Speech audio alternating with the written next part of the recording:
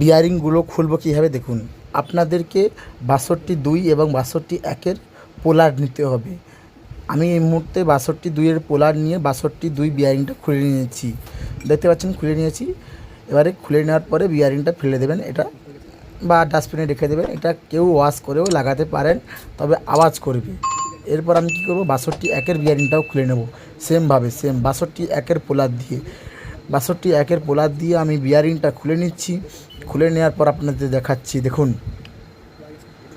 এই মুহূর্তে আমি বিয়ারিংটা খুলে নিয়েছি, দেখছেন বিয়ারিংটা খুলে নিয়েছি। খুলে নেওয়ার পরে বিয়ারিংগুলো আমি রেখে দিচ্ছি একটা ডাস্টবিনে করে।